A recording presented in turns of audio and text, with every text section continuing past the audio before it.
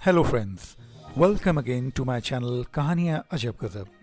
Friends, ले आया हूँ फिर से आपके लिए एक और स्टोरी का नाम है द थीफ स्टोरी, एक चोर की कहानी। और फ्रेंड्स, इस स्टोरी को अगेन लिखा है मिस्टर रस्किन बॉन्ड ने।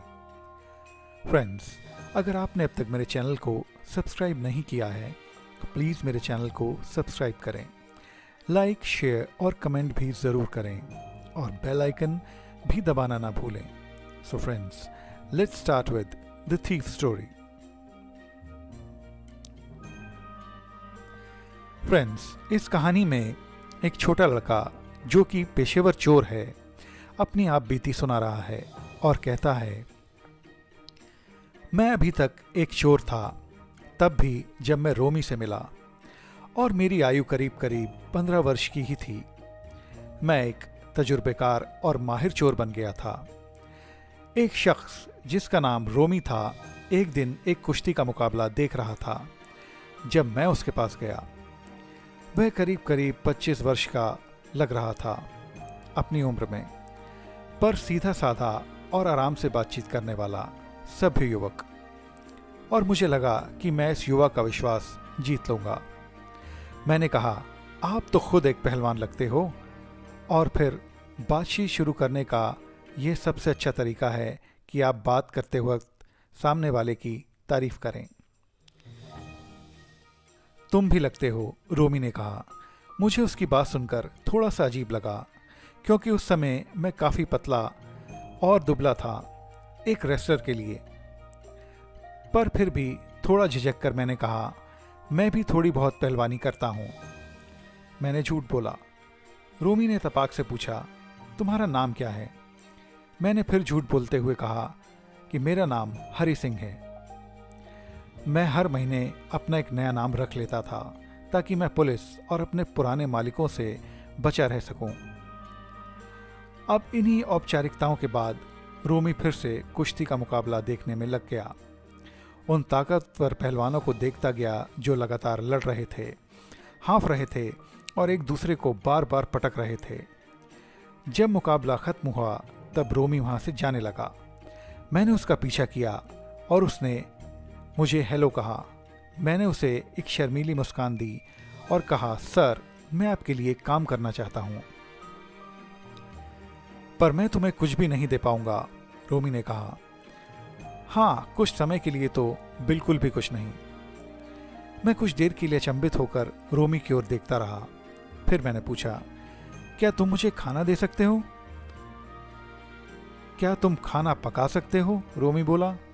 अगर तुम खाना पका सकते हो तो मैं तुम्हें खाना दे सकता हूं, क्योंकि मुझे खाना पकाना नहीं आता, रोमी ने कहा।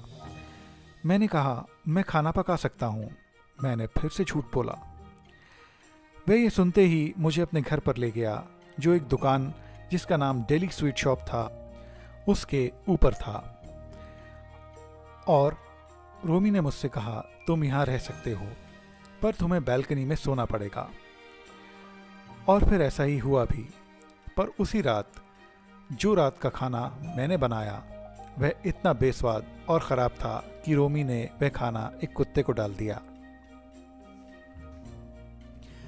और रोमी ने बोला, तुम अब जा सकते हो, तुम्हें कुछ भी पकाना नहीं आता। पर मैंने फिर से वही भोली भाली मुस्कान अपने चेहरे पर लाकर एक बेचारी सूरत बनाई। रोमी ने जब ये सब देखा तो कहा, चलो कोई बात नहीं, मैं तुम्हें बाद में खाना पकाना सिखाऊंगा। और यही नहीं, बाद में मैं तुम्हें अपना नाम भी खुद लिखना सिखाऊंगा। रोमी ने यह वादा किया कि वह मुझे पूरे पूरे वाक्य बनाना भी सिखाएगा। मैं बेहद आभारी था क्योंकि मुझे ये मालूम पड़ गया था कि एक बार अगर मुझे पढ़ना लिखना आ गया तो मेरे लिए कुछ भी काम भविष्य में मुश्किल नहीं होगा। मुझे बहुत अच्छा लग रहा था कि मैं रोमी के लिए काम कर रहा हूँ। मैं सुबह सुबह चाय बनाता हम दोनों के लिए और सब्जी, तरकारी या अन्य सामान घर के लिए ले आता, और इसी खरीदारी से मैं 2 से 3 रुपए अपने लिए बचा लेता। रोमी को मेरी इस बचत के बारे में मालूम तो था, पर उसने कभी भी इसका जिक्र मुझसे नहीं किया। पेशे से रोमी एक राइटर था और दिल्ली और बॉम्बे की मैगजीन्स के लिए लिखता था और इसी से अपनी आजीविका चलाता था। ये बहुत ही अजीब काम था अपनी रोजी रोटी के लिए, यानी कि ये बहुत ही अजीब सा काम था अपनी आजीविका चलाने के लिए। एक शाम मुझे याद है, रोमी एक छोटा नोटों का बंडल लेकर आया अपने घर पर और कहा कि उसने एक किताब एक पब्लिशर को बेची है, उसी से ये पैसे मिले हैं। उसी रात मैंने रोमी को वे पैसे सोने वाले मैट्रेस के नीचे रखते हुए देखा। मैं रोमी के लिए कम से कम महीने भर से काम कर रहा था। बाजार से सौदा लाने में हेरा फेरी करने के अलावा मैंने कुछ भी बड़ा नहीं किया था, पर मेरे पास वो सारे मौके थे। मैं कभी भी उस घर से आ जा सकता था और रोमी मेरे लिए सबसे अधिक विश्वास योग्य व्यक्ति था। इसलिए रोमी को धोखा देना अत्यंत कठिन था। इसके बजाय मुझे किसी लालची व्यक्ति को लूटना ज्यादा पसंद आता, और फिर हमेशा की तरह किसी भी चोर के लिए एक अच्छे व्यक्ति को लूटना एक कठिन कार्य होता है। और फिर अगर किसी बुरे व्यक्ति से कुछ चुरा लो और उसे पता ना चले तो फिर चोरी करने में मज़ा नहीं होता, क्योंकि आपने जैसे उससे उसकी दुष्टता छीन ली हो, यानी कि उसको उसके कार्य का फल दे दिया हो। खैर, अब एक अजीब ख्याल मेरे दिमाग में आया। अब मैंने सोचा कि एक पेशेवर चोर होकर मैं अब तक कोई बड़ा हाथ क्यों नहीं मार पाया हूँ, और रोमी के वो पैसे जो मैट्रेस के नीचे हैं, मैंने अगर नहीं चुराए तो मेरी चोरी के पूरे करियर पर एक दाग लग जाएगा। और वैसे भी रोमी तो वह पैसे अपने उन दोस्तों पर खर्च कर डालेगा जो कि बिल्कुल बेकार हैं, और आखिरकार वह मुझे कोई तनख्वाह भी तो नहीं देता है, यानी कोई मंथली सैलरी मुझे नहीं मिलती है। अब रात हो गई। मैंने रात में देखा तो रोमी शांतिपूर्वक तरीके से सो रहा था। चांद की मध्यम रोशनी बालकनी से होते हुए उसके बिस्तर पर पड़ रही थी। मैं फर्श पर बैठ गया और रात में हालात को समझने लग गया। अगर मैं अभी पैसे उठा लेता हूं तो मुझे 10:30 बजे की लखनऊ एक्सप्रेस मिल जाएगी। मैं अपने कंबल से बाहर निकला और रोमी के बिस्तर की तरफ धीरे धीरे जाने लगा। अब मैंने अपना हाथ उसके मैट्रेस के नीचे डाला नोटों को ढूंढने के लिए। जब मेरा हाथ उन नोटों वाले कागज के एनवेलप पर पड़ा, मैंने धीरे से वह पॉकेट बिना आवाज के निकाल लिया। अब रोमी के शरीर ने हरकत करी और वह दूसरी ओर पीठ करके सो गया। मैंने बिना समय गवाए उस कमरे से निकलना ही बेहतर समझा, और उसके बाद सड़क पर आ जाने के बाद मैं भागने लगा। मैंने उस नोटों के पैकेट को अपनी कमीज के अंदर एक छुपी हुई जेब में रख लिया था। अब मैं रोमी के घर से काफ़ी दूर भाग आया था, और मैं अब स्थिति को देखते हुए कि वह अब बहुत दूर रह गया है, मैं अब चलने लगा। मैंने अब अपनी जेब से वह पैकेट निकालकर नोटों को गिनना शुरू किया। 700 रुपये 50-50 के नोटों में। मैंने सोचा इतने पैसों से तो मैं एक राजा की तरह 2 हफ्ते या उससे अधिक तक आराम से काट सकता हूँ। जब मैं रेलवे स्टेशन पहुँचा, मैं टिकट के दफ्तर पर नहीं रुका, क्योंकि एक चोर की जिंदगी में मैंने कभी भी कोई टिकट नहीं लिया था, पर इसके बजाय सीधे प्लेटफॉर्म पर जाकर खड़ा हो गया।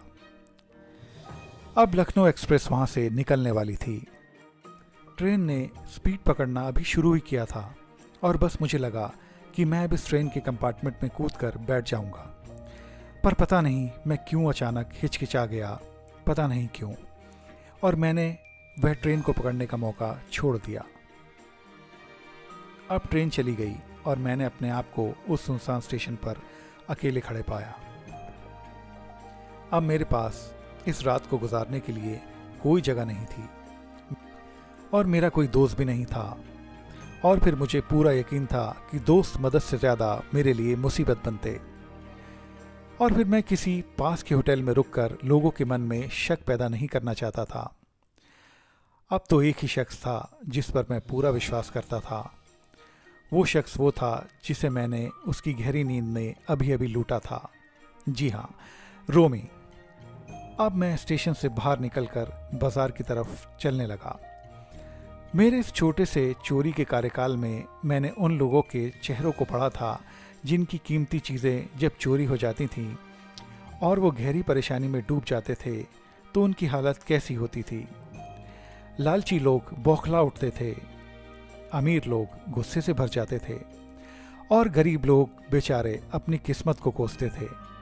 पर मैंने सोचा रोमी एक ऐसा शख्स है जो पैसों के लिए कभी दुखित नहीं होगा, पर अगर दुखी होगा तो उस भरोसे के टूटने पर जो उसे मुझ पर बहुत था। खैर कोई बात नहीं, मैं फिर भी खड़ा हुआ ये सब सोच रहा था और वह नवंबर महीने की रात थी और उस समय काफ़ी ठंड थी। उत्तर भारत में नवंबर की रातें काफ़ी ठंडी हो सकती हैं। और बस फिर क्या था, बारिश शुरू हो गई।